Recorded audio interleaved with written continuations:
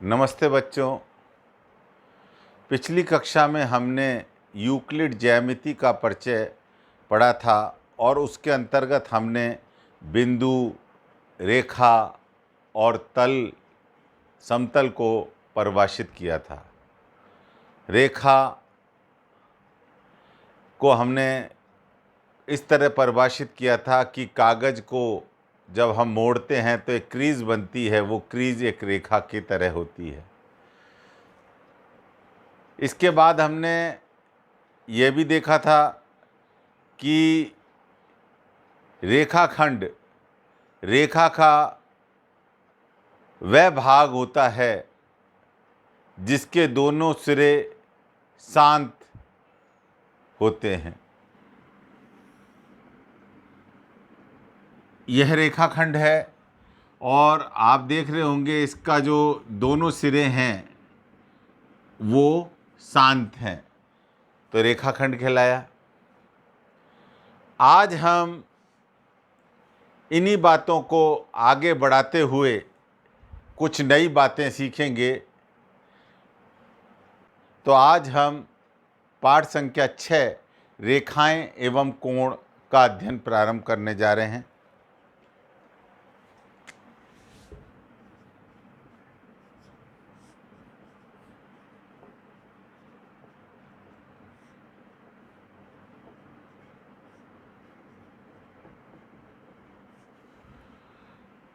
ये हमने रेखाखंड बताया था और इसको हम इस तरह से प्रदर्शित करते हैं। इसी के साथ रेखा का वह भाग जिसका एक अंत बिंदु हो, ये दो अंत बिंदु हैं, यहाँ पर दो शांत बिंदु हैं, यहाँ पर इसका एक अंत बिंदु है, तो इसको हम किरण बोलेंगे। किरण A B, Kiran A B. रेखा का वह भाग जिसका एक अंत बिंदु हो, किरण कहलाती है।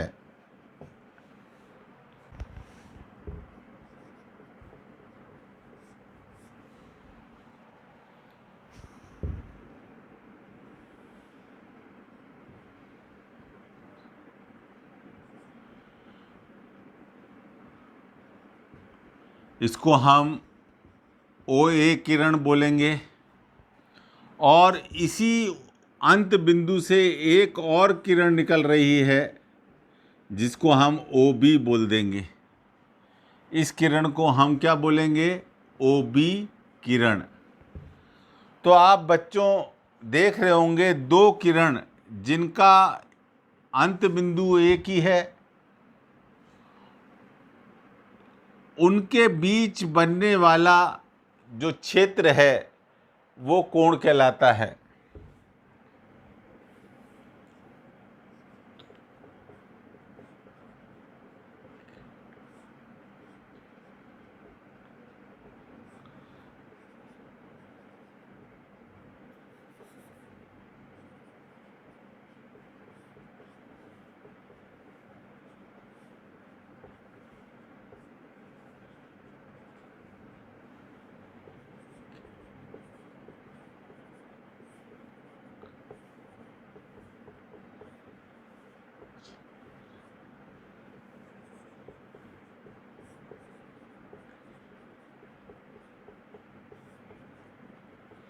ये सब आपने छोटी कक्षाओं में देखा हुआ है।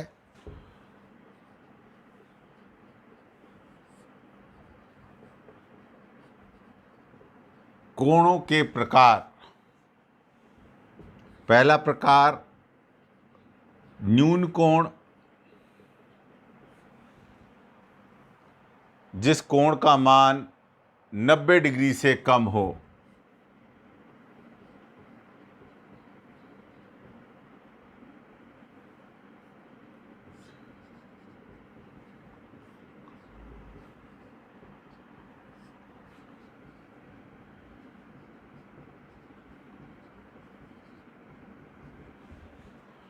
जैसे 40 डिग्री का कोण, 30 डिग्री का कोण, 25 डिग्री का कोण, 80 डिग्री का कोण,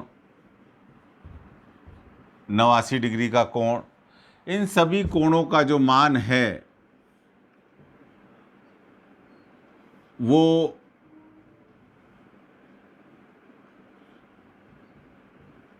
90 डिग्री से कम है। दूसरा आता है समकोण। वह कोण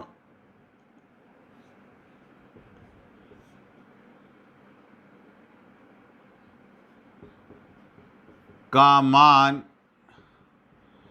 90 डिग्री हो।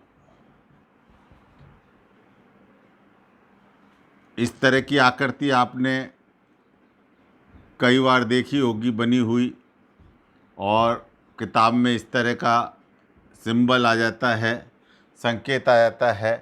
ये संकेत हमारे को 90 डिग्री का कोण का बताता है। तीसरा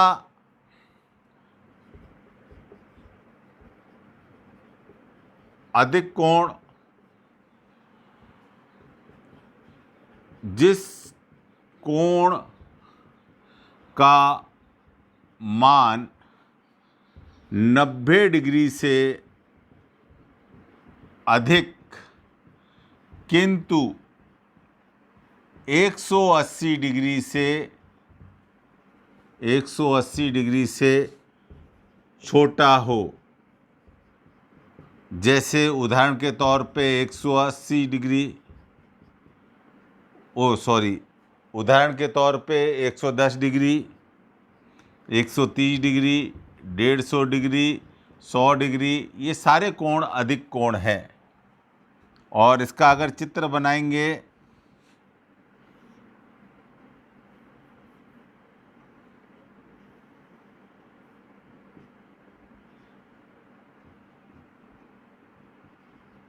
तो ये कोण अधिक कोण बन रहा है। चौथा इसमें आ जाता है सरल कोण।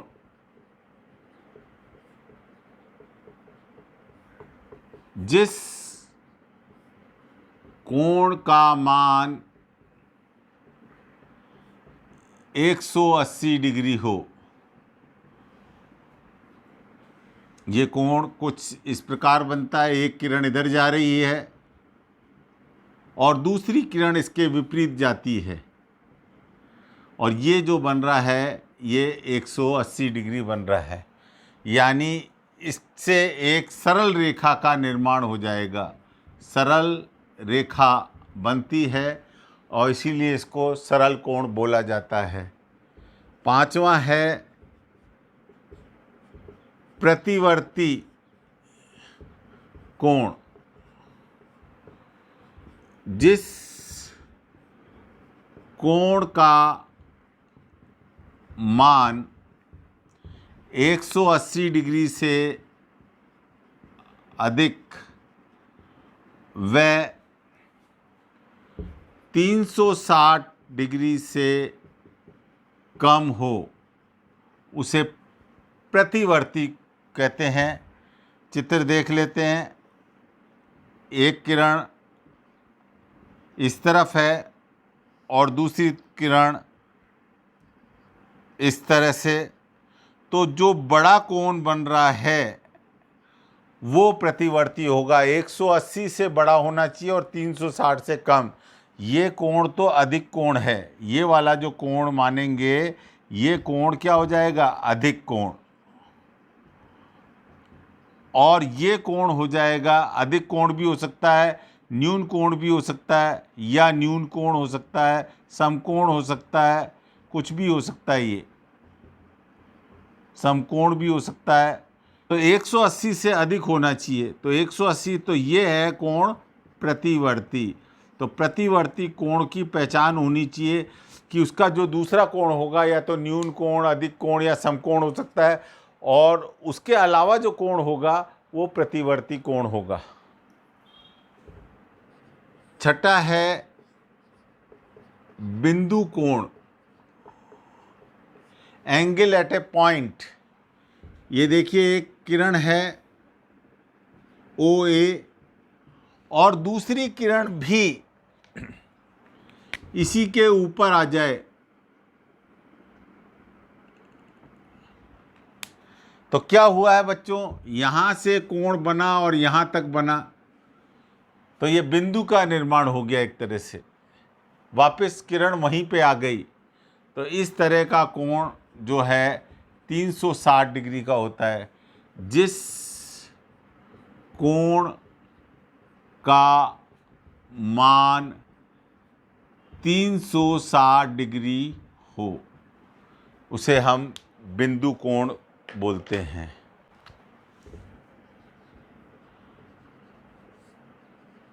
पूरक कोण,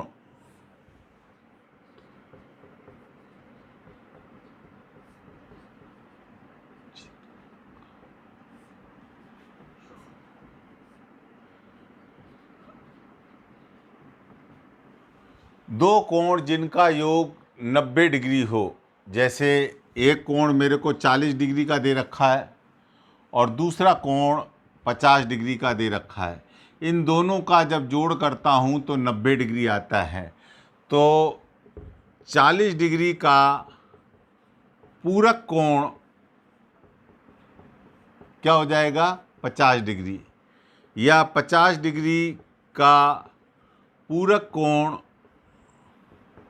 क्या हो जाएगा, 40 डिग्री, और 40 डिग्री व 50 डिग्री क्या हो जाए कहलाएंगे, ये दोनों कहलाएंगे एक दूसरे के पूरक कोण कहलाएंगे। इसी तरह से एक और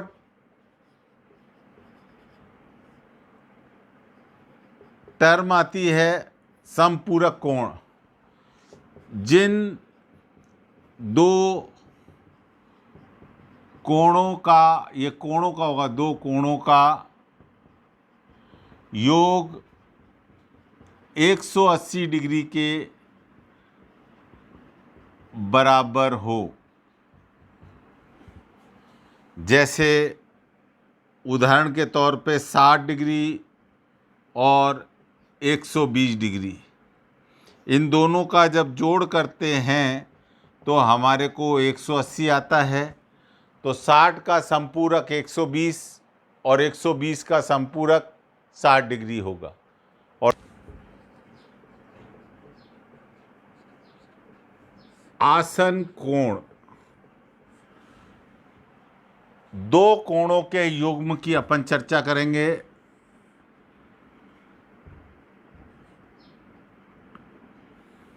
ये मेरा पहला कोण है AOB, जिसको मैं नाम दे रहा हूं X, और यहाँ पर एक मेरा दूसरा कोण भी है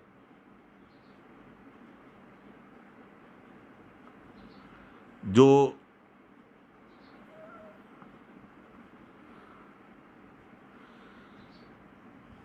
ये BOC, और इसको मैं नाम दे रहा हूं Y। इस कोण की विशेषता ये है कि ये जो बिंदु है जिसको अपन किरण का अंत बिंदु और कोण में इसको शीर्ष बोलते थे, और ये इसकी कोणों की भुजाएं होती थी। तो इसकी विशेषता ये है कि एक भुजा दोनों कोणों के अंदर आ रही है, जिसको हम बोलेंगे उभयनिष्ठ भुजा। ये OB जो भुजा है, OB जो किरण है, वो दोनों के अंदर आ रही है, और बाकी जो दो भुजाएं हैं जिनको हम उभयनिष्ठ नहीं है तो उनको बोलेंगे अउभयनिष्ठ भुजा। इस तरह की दो भुजाएं हैं, एक भुजा तो OA और एक भुजा है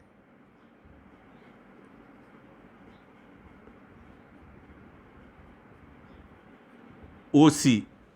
दोनों इस भुजा के विपरीत हैं, यानी एक इस तरफ है, एक तरफ है, दूसरी तरफ है।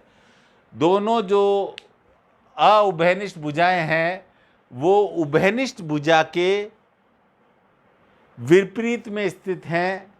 एक अगर नीचे की तरफ है तो अब दूसरी ऊपर की तरफ लेंगे। तो इस प्रकार जो दो कोण बने हैं, ये x और y कोण, ये जो दोनों कोण हैं ये आसन कोण कहलाएंगे।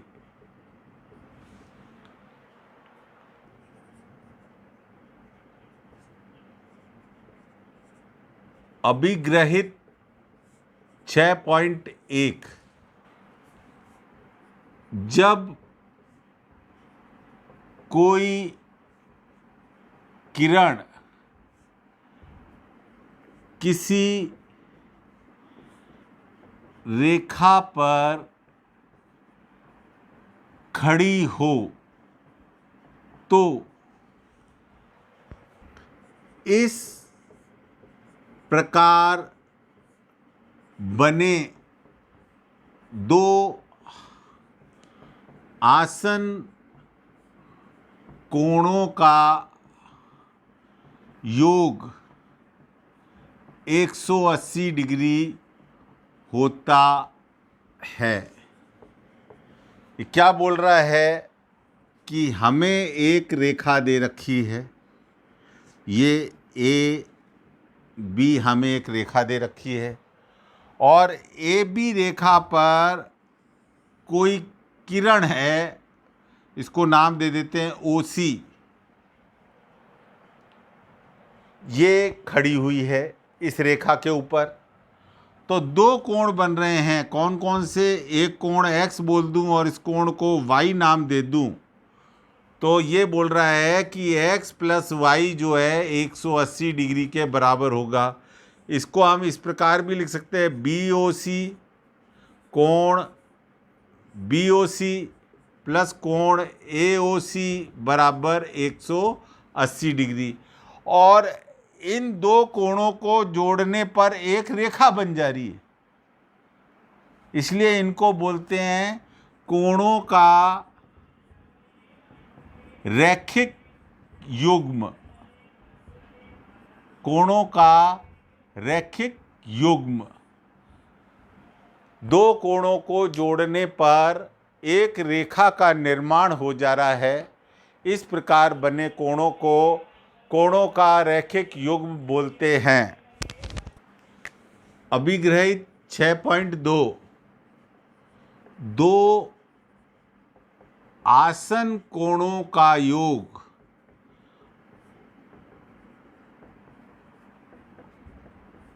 180 डिग्री है। यदि दो आसन कोणों का योग 180 डिग्री है तो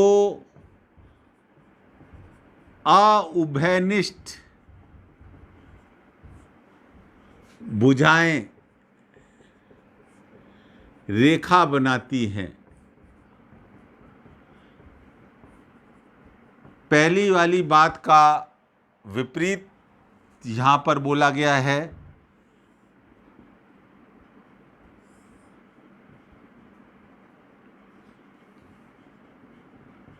ये हमारा x है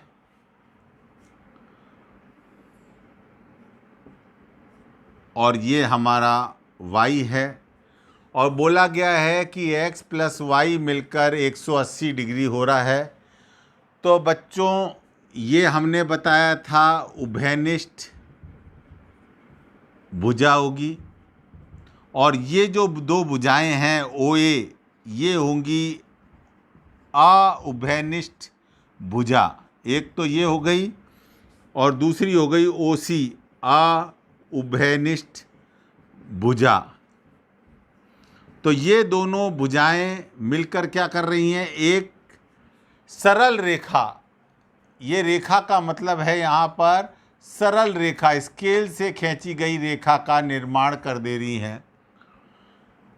तो जब दो आसन कोणों का योग, देखो ये दो आसन कोण हैं जुड़े हुए हैं, जिनकी उभयनिष्ठ भुजा ओ बी है किरण, और इनका योग 180 आ रहा हो, तो जो अउभयनिष्ठ भुजाएं हैं वो एक सरल रेखा का निर्माण कर देंगी। इसको रैखिक कोण युग्म अभिग्रहित रैखिक कोण युग्म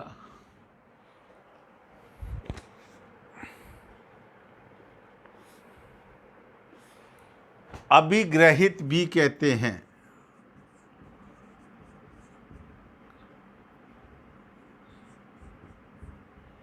इन दोनों को मिलाकर यदि दो आसन कोणों को जोड़ने पर 180 बनता है तो उससे रेखा का निर्माण हो जाएगा।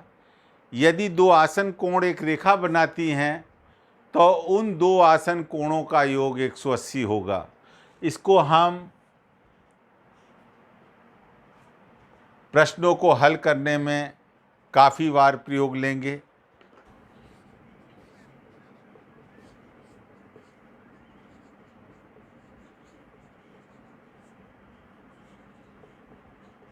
शीर्षाभिमुख कोण, इसको पहले समझ लेते हैं क्या होता है। ये दो रेखाएं एक दूसरे को प्रतिच्छेदित करती हैं। प्रतिच्छेद करना मतलब काटना।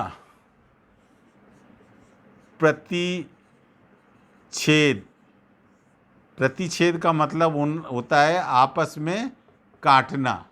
जैसे एक रेखा ये हमारी ए बी है और दूसरी रेखा हमारी सी डी है। ये दोनों आपस में ओ बिंदु पर काटती हैं, तो हम बोलेंगे दो रेखाएं एक दूसरे को प्रतिच्छेद करती हैं। क्या करती हैं? काटती हैं, या गणित की भाषा में हम इसको बोलेंगे प्रतिच्छेद करती हैं। तो देखो बच्चों, जब दो रेखाएं प्रतिच्छेद करेंगी तो इस प्रकार एक कोण, इस प्रकार ये दूसरा कोण, इस प्रकार ये तीसरा कोण और इस प्रकार ये चौथा कोण, चार कोण बनेंगे। इन चार कोणों में आप देखिए, जो एक नंबर का कोण है वो 3 के बराबर और जो 2 नंबर का कोण है वो 4 के बराबर। स्थिति देखिए, ये बाईं तरफ है तो बाईं का उल्टा दाईं तरफ वाला बराबर हो गया। ये ऊपर है तो ऊपर का उल्टा नीचे हो गया। तो ये कोण जो हैं, यही कोण जो कहलाते हैं शीर्षाभिमुख कोण। इनकी स्थितियों को क्रॉस में विपरीत दिशा में, जो क्रॉस बन रहा है उस क्रॉस के विपरीत, यहाँ पर है तो इसके सामने, यहाँ है तो इसके सामने, ठीक सामने जो कोण हैं वो आपस में शीर्षाभिमुख कोण कहलाते हैं।